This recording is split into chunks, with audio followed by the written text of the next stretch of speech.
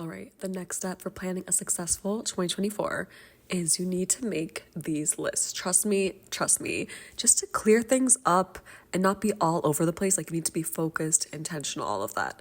So these are the helpful lists I recommend to make for a more fulfilling and focused 2024. First one, habits or hobbies I want to continue to develop. I highly recommend doing this rather than being like, this is my goal. Like, if you just make a pass fail goal, that's kind of dumb, because then if you fail it, you're done and it's hard to like stick with it. But what's a good habit? So like, maybe for example, I was really good at reading the first half of last year and then I fell off. So I'm like, okay, I want to go back to reading at least 2 books a month at a minimum. So like a book every 2 weeks, essentially.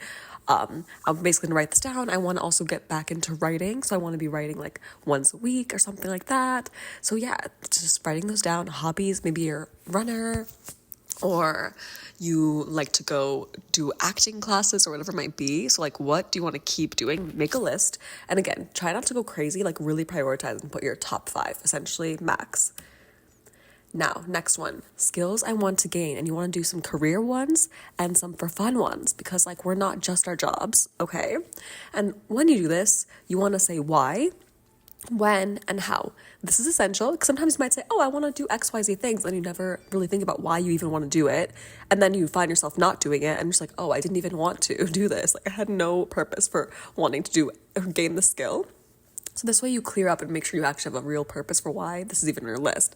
The when is also essential, because once you make this list, you're going to look back and be like, okay, what should I do in Q1? What should I do in Q2? Whatever. Like, literally spread it out by quarter so it's actually doable. You can't be like getting 500 certifications in Q1, right? Like, that's not realistic. You also want to check your travel schedule and see like, okay, am I traveling a lot in Q1? Maybe then I cannot take a class or certification that I want to do, whatever it is.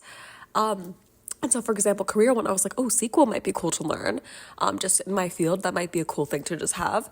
And so I would write that down. The why is because I want to have more job options in the future. When, I think I definitely want to do this in Q1 when it's winter and it's cold, I'm not traveling as much.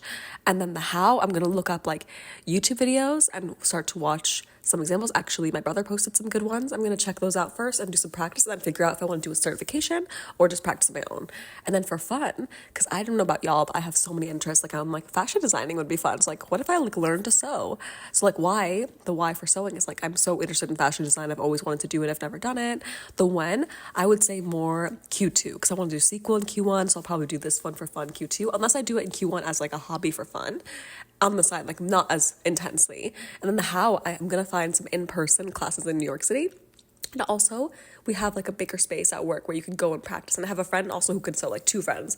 So I'm going to hit them up as well. So again, having a clear plan for the skills you want to gain. And this is beautiful because at the end of the year, if anything, if you just gain one of these skills, done. You're successful. Like, you at least did one thing and you can clearly see what you gained. Otherwise, I hate that feeling at the end of the year when you're like, wait, what did I learn? Like, what did I accomplish? This makes it so much more clear. And especially if you can gain one in Q1, then no matter how the rest of your year goes, you already gained some skill in Q1, which is just a beautiful feeling.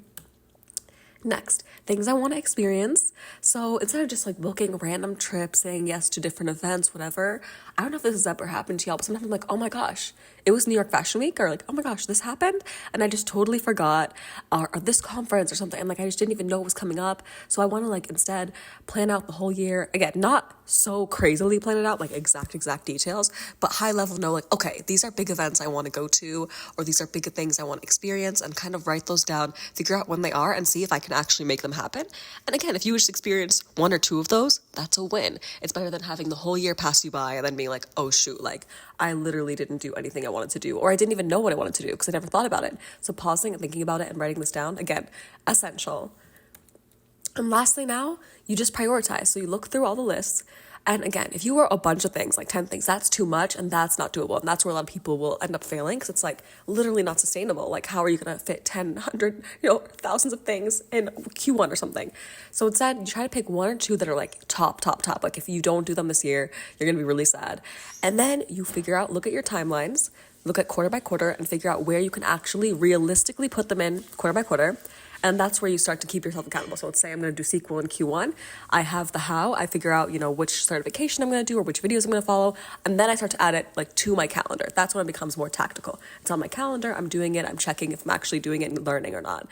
then you can move on. And as you gain these skills and as you gain these experiences, then you can start to cross things off. And let's say you H2, second half of the year, you have more time. You can add more, then you can come back to this list and add more. But you really want to prioritize maybe like 1 or 2 from each list to make it doable. That's the biggest thing here, and that's what's going to help you really succeed.